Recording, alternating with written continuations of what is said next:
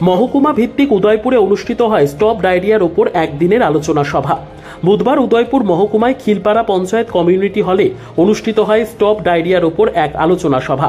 প্রদীপ জ্বালিয়ে এর সূচনা করেন খিলপাড়া পঞ্চায়েতের প্রধান শিখা দাস। এছাড়াও উপস্থিত ছিলেন জলসম্পদ দপ্তরের আধিকারিক পার্থ সরকার, স্বাস্থ্য দপ্তরের ডাক্তার সৌমিক চক্রবর্তী। অনুষ্ঠানে সভাপতিত্ব করেন ত্রিপুরা সুন্দরী মহকুমা হাসপাতালের এসডিএমও ডাক্তার জয়দীপ দেববর্মা।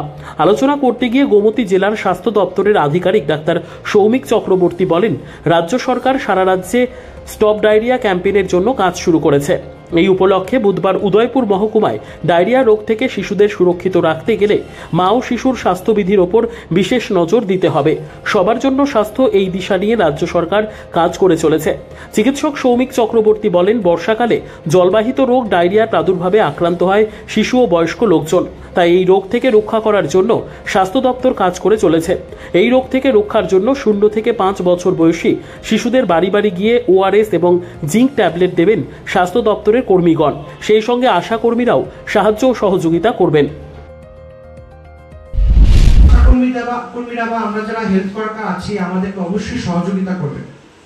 অনেকে এটা ভয় থাকে যে টিকার পরে পার্শ্ববর্তী কোনো পার্শ্ব এফেক্ট হয় কিনা, তো সেটা হচ্ছে সম্পূর্ণ আলাদা বিষয় এবং সেটার জন্য আমাদের এক্সপার্ট টিম আছে। কিন্তু বিগত যে বিভিন্ন যে বৈজ্ঞানিক অনুসন্ধানগুলি হয়েছে, সেখানে দেখা গেছে যে বাচ্চাদের টিকাকরণে সাধারণত শতকরা 100 জনের ক্ষেত্রে 99 ক্ষেত্রে কোনোরকম কোনো কিছু হয় না। তো আপনার বাচ্চাটাকে আপনি অবশ্যই সুরক্ষিত রাখতে হলে কিন্তু টিকাকরণ কিন্তু অবশ্যই গুরুত্বপূর্ণ, এটা যাতে মিস না হয়। এবার আসি কি কি রোগ জলবাহিত হয় ছড়ায়। সবচেয়ে ইম্পর্টেন্ট হচ্ছে পোলিও ভাইরাস। এটা কিন্তু খাবার, জল এবং মল এর মাধ্যমে ছড়ায়। তারপরে আছে আপনার রোটা ভাইরাল ডায়রিয়া, হেপাটাইটিস, কৃমি, কলেরা, টাইফয়েড।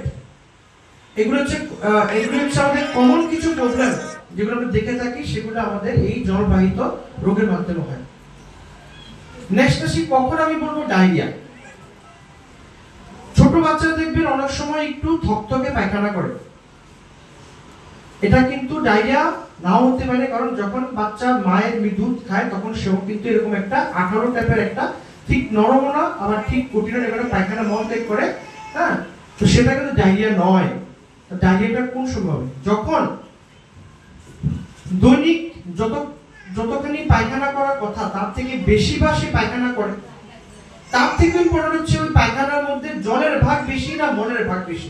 এটা খুব গুরুত্বপূর্ণ। কিন্তু মায়ের আপনারা অবশ্যই খেয়াল করবেন যে একটা শিশু যখন পায়খানা পটি করছে, সে পটির মধ্যে সে জল ভাগ বেশি না মলের ভাগ বেশি।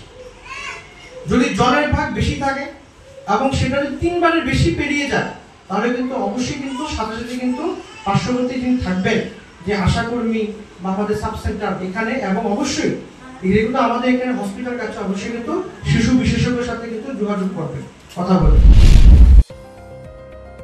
নিজস্ব প্রতিনিধির রিপোর্ট, দুরন্ত টিভি।